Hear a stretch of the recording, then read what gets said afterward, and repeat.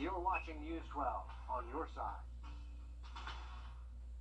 Closed captioning for News 12 is brought to you by Kenneth Nugent. From the station that's on your side, this is News 12 NBC 26 this morning. Good morning. Thanks for joining us. 6 o'clock. Happy Sunday. You did it. You made it through another week.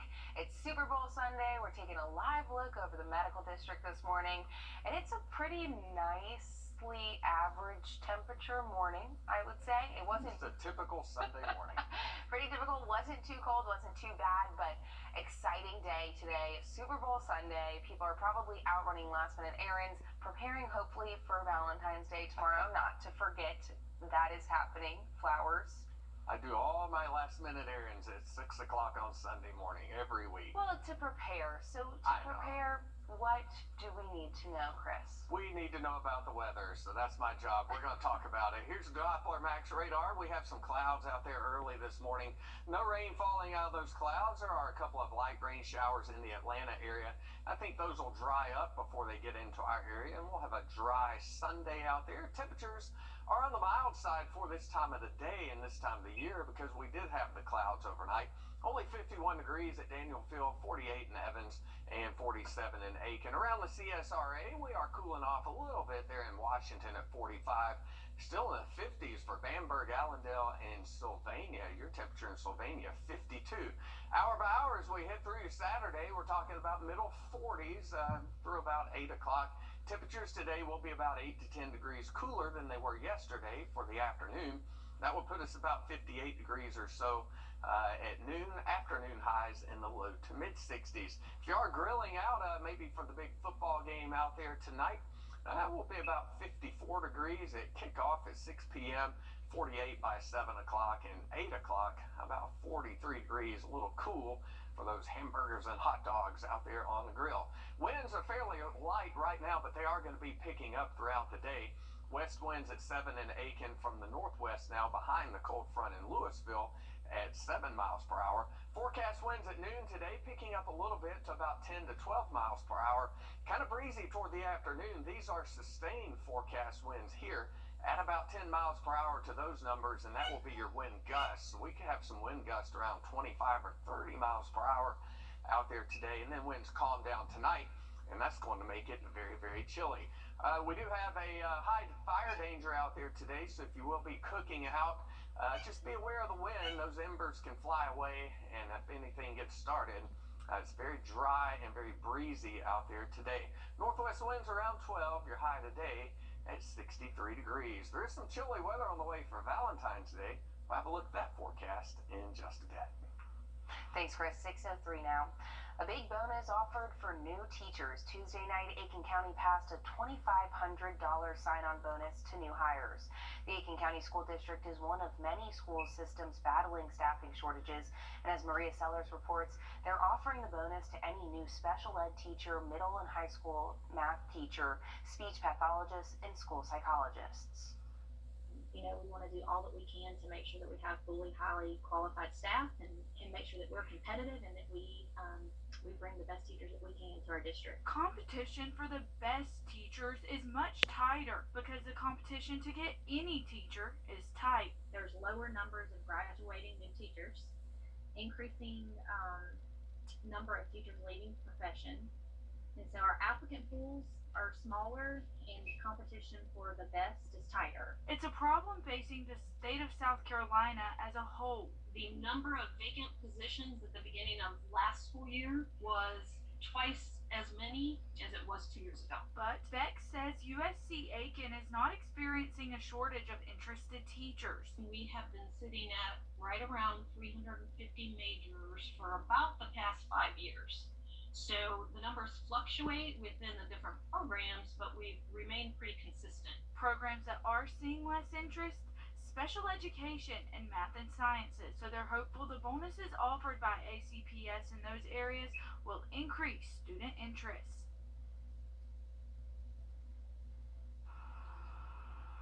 And anyone interested in applying for one of these positions is encouraged to contact the Aiken County Board of Education. Richmond County schools also have job openings. The district says these openings include bus drivers, school nurses, music teachers, math teachers, and more. You can apply for a job by visiting either their Facebook page or their website. Governor Kemp says his office is taking action at the state level to address gang violence. He says the new Safe and Secure Georgia Act sets aside over $1.5 million for the Attorney General to create a gang prosecution unit. The bill would give gang members harsher penalties for the crimes they commit, especially ones tied to their gang affiliation. A gang, by its nature, is kind of a special kind of criminal conspiracy. If a person joins a conspiracy, they are subject to being tried any place where any member of that conspiracy commits an act in furtherance of it. Also on Kemp's agenda, a bill that would allow criminals to be charged and convicted for each individual gun they are caught with, plus a separate bill allowing sex offenders to be charged with each act of child molestation they commit, and stronger penalties for people who run from police. In South Carolina, you could have more options or face tighter restrictions right now. The governor and Republican lawmakers list election reform among their priorities this legislative session. South Carolina's medical marijuana bill is headed to the State House. It's being called the most conservative medical marijuana legislation in history, compared to the 37 states where it's already legal. South Carolina's bill only allows for the use in oils, vapes, and patches. Any other methods would still be illegal. A dozen medical conditions, including cancer, MS, and epilepsy, would qualify for a prescription which doctors are required to approve in person. After 3 long weeks of debate, the Senate gave the bill the green light last night with a 28-15 vote. Even those that were opposed to the bill, I mean, they could have just been opposed, they could have ranted against it, they could have tried to delay things. They didn't. They expressed their concerns, but what they then did is dug in and tried to make the bill better. And so what you saw the last 3 weeks is what's supposed to happen in a representative democracy. If the bill doesn't pass to the House and get to the governor's desk by May, it dies. Governor McMaster says it's too early to know if he will sign or veto. The Georgia Cyber Center is launching a brand new innovation center. The hope is that it'll help experts and their partners get as creative as possible. Inside, they have a new laser cutter and a 3D printer. All of these tools will be available to private and public sector organizations. They'll have the chance to create and test out prototypes to potentially be used worldwide right here at home. The idea is to bring the technology industry's brightest minds into one room. It allows any person from any organization working on a project to get outside perspectives from people in other organizations, be that academia, government, or private industry. Officials say they hope to continue expanding access to the center as they get more equipment. AU is making their own strides in technology. Last week, a patient with heart issues was able to walk out with an all-new device attached to his heart. Doctors say it could one day replace a full heart transplant surgery, which is a last resort for treating severe heart failure. Takes over the function or the pumping capacity of the left heart, which is the main chamber that provides blood flow to the rest of the body. Doctors are hopeful this new device will be a game changer for patients. Ultimately, they want to give those patients battling severe heart conditions more time. AU says for now they're offering this treatment for those that qualify. The pandemic is taking a serious toll on the mental health of children. That's the word from psychiatric doctors who report a, quote, unrelenting surge in child and teen hospitalizations, not from COVID, but mental health crises. Doctors advise parents to be on the lookout for a few things. If you notice your child has a lower self-esteem or is seeking constant reassurance or is experiencing conflicts with others, it might be a sign of a problem. They say don't be afraid to ask for help. Doctors say isolation brought on by COVID has been problematic.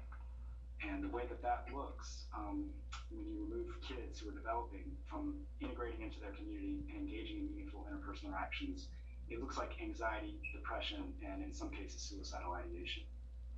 If you have concerns about your child's mental health, there is help available. Primary care and pediatricians are a good first step. From there, you can get a referral to a counselor. Keeping you and your family safe in the kitchen. That's what the Burn and Reconstructive Centers of America wants you to know. The most common mistake when putting out a grease fire is using water. As you can see in this demo, it only makes things worse.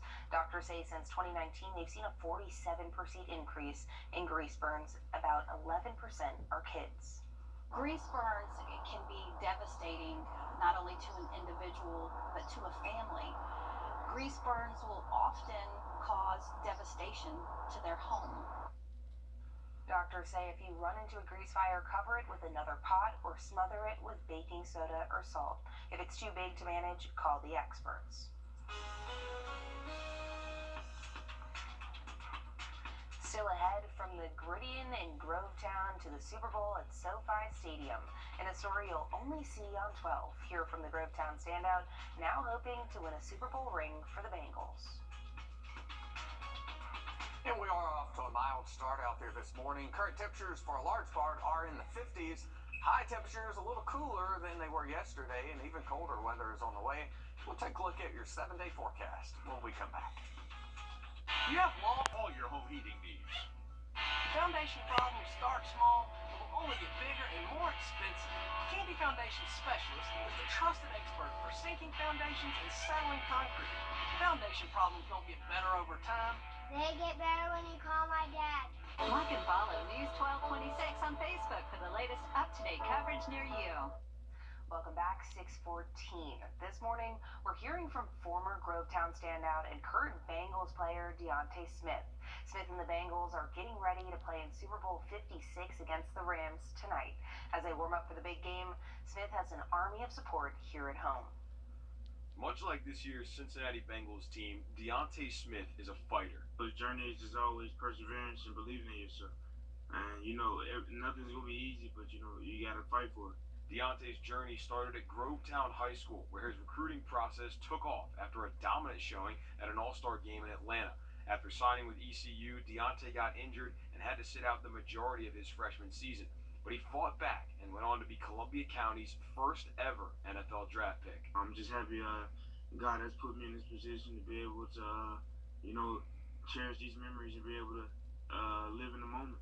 Behind every moment has been Deontay's mother, Samantha. She raised Deontay and his older sister as a single mom, supporting her son's football dreams. She did everything for me, from taking care of me, teaching me lessons, and paying for football champs and cleats and everything. She did everything for me. Yeah, I'm so thankful for her for believing in me also. While she didn't do the teaching on the field, it's what she taught Deontay off the field that's made the biggest impact. Deontay uses his generosity and platform to give back. He still keeps in touch with local high schoolers, passing on advice and wisdom as they try to follow in his path. You have to work. It's going to be more work than you thought it was going to be. But, you got to continue to just always expect more from yourself, and good things are going to come. Deontay and the Bengals have been underdogs all year. Nobody thought this team would win the AFC, and they're taking that mentality to LA one more time, hoping they come out as Super Bowl champs. And the big game will be held at the SoFi Stadium, which is the Rams' home stadium, but the Bengals will be the official home team. You can catch the Super Bowl tonight at 6 o'clock on NBC 26. The Atlanta Braves have officially announced their World Champions Trophy Tour stops. On the 22nd, they will be visiting SRP Park in North Augusta at 6 p.m. Tickets will be required for the event.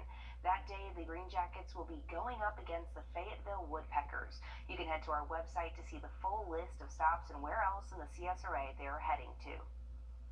And taking a live look over downtown Augusta, 6:16 now, and the big game, the big day, Super Bowl Sunday. Chris, people are probably out running errands today. What do they need to know as they're getting ready this morning? Absolutely. Weather looks good out there this morning. We're going to get off to a cloudy start, and a cold front is in the process of moving through the area, so it's going to be chilly the next few days. But don't worry, the 70s will be right back by the middle part of the week. Unfortunately, that's because a strong storm system is headed in here for the second half of the week, and that could mean a round of showers and thunderstorms Thursday headed into Friday, but at least the warm weather will be coming with it. On the golf courses today, it will be a little windy and a little cooler out there today. 8 o'clock temperatures in the middle 40s. By noon, around 58. For the afternoon, we'll be in the lower 60s. Wind gusts today could be up around 25 or 30 miles per hour. So kind of challenging out there on the fairways if you are headed out to the golf course on Sunday afternoon. Right now, it is 48 degrees. We do have cloudy skies as we look out over I-20. Winds from the north, very light at the moment at 3 miles per hour, but the front is pretty much on top of us. In fact, basically, it's divided by the blue and the green there in our color contours on our temperature map here. Clouds ahead of the front. We are starting to clear behind it. A couple of rain showers across the Atlanta area, but this is not going to make it into our area.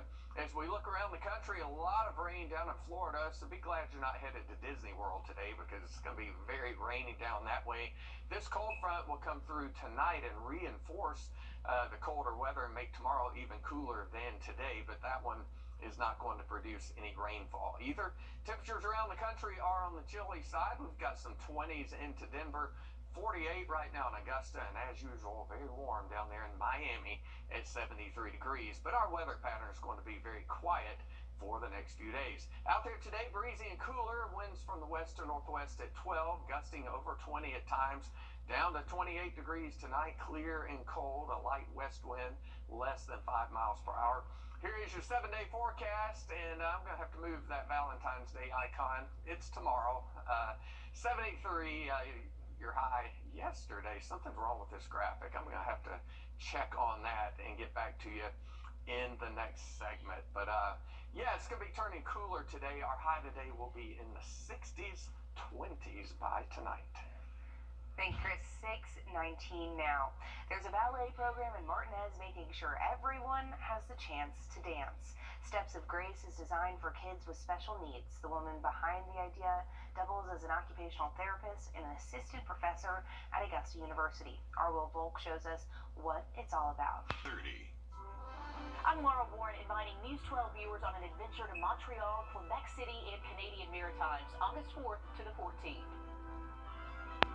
Experience picturesque small towns and beaches, as well as the historic cities along the Atlantic coast, as we use roads and rails on this Canadian adventure. Visit holidayvacations.com, keyword Augusta, to learn more about this tour and watch a travel show, or call 888-557-1020 for a free brochure.